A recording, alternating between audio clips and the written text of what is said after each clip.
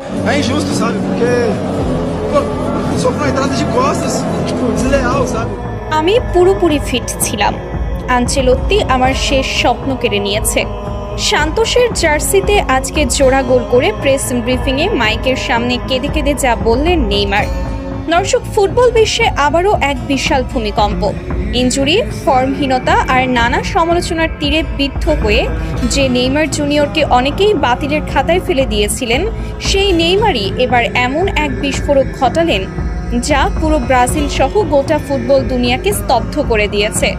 সদ্য শেষ হওয়া 2026 বিশ্বকাপে ব্রাজিলের হেক্সা জয়ের স্বপ্ন চরমভাবে ধূলিসাৎ হওয়ার পর দলের প্রধান কোচ কার্লো আনচেলত্তির কৌশল নিয়ে এমনিতেই চারিদিকে তীব্র সমালোচনা চলছিল। কিন্তু এবার খোদ ব্রাজিলের পোস্টার বয় নেইমার জুনিয়র আনচেলত্তির বিরুদ্ধে এমন এক ভয়ঙ্কর এবং হৃদয় বিদারক অভিযোগ আনলেন যা শুনলে যে কোনো ব্রাজিল ভক্তের চোখে পানি চলে আসবে। নিজের শৈশবের ক্লাব সান্তোসের জার্সিতে মাঠে ফিরেই দুর্দান্ত এক জোড়া গোল করে সমালোচকদের কড়া জবাব দিয়েছেন নেইমার। কিন্তু ম্যাচ শেষে অফিসিয়াল প্রেস ব্রিফিংয়ে মাইকের সামনে বসে তিনি এমনভাবে কান্নায় ভেঙে পড়বেন এবং ভিতরের এত বড় একটি গোপন সত্য ফাঁস করবেন তা হয়তো কেউ ঘুণাক্ষরেও কল্পনা করেনি। সংবাদ সম্মেলনে হাউমাউ করে কাঁদতে কাঁদতে নেইমার সরাসরি বলেছেন, আমি বিশ্বকাপের পুরো সময় ফিট ছিলাম, কিন্তু আনচেলত্তি আমাকে শুরুর একাদশে খেলাননি। যদি আমাকে সুযোগ দেওয়া হতো তবে হয়তো বিশ্বকাপটা আমরাই জিততাম। সাংবাদিকদের শত শত ক্যামেরার সামনে ঠিক কী ঘটেছিল? কেন সম্পূর্ণ ফিট থাকার পরও কার্লো আনচেলত্তি নেইমারকে বেঞ্চে বসিয়ে রাখলেন? আজকের এই এক্সক্লুসিভ প্রতিবেদনে জেনে নিই নেইমারের সেই বুক ফাটা কান্নার পেছনের আসল সত্য।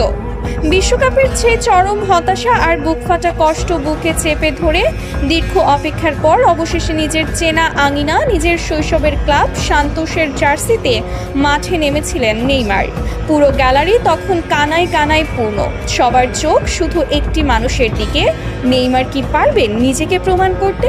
আর মাঠে নেমেই তিনি দেখিয়ে দিলেন যে কেন তাকে প্রজন্মের অন্যতম সেরা প্রতিভা বলা হয়। চিরচেনা সেই গতির ঝড়, চোখের পলকে ডিফেন্ডারদের বোকা বানানো ড্রিবলিং আর একজন ক্ষুধার্ত বাঘের মতো নিখুঁত ফিনিশিং।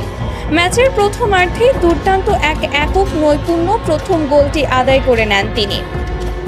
এরপর দ্বিতীয়ার্ধে পেনাল্টি বক্সের বাইরে থেকে তার নেওয়া সেই জাদুকরী কার্লিং শটে করা দ্বিতীয় গোলটি দেখে পুরো স্টেডিয়াম যেন স্তব্ধ হয়ে যায়। একাই দলকে খাদের কিনারা থেকে টেনে তুলে অবিশ্বাস্য এক জয় উপহার দেয় নেইমার। কিন্তু এই জোড়া গোলের পর তার চোখে মুখে উল্লাস ছিল না, বরং ছিল এক অদ্ভুত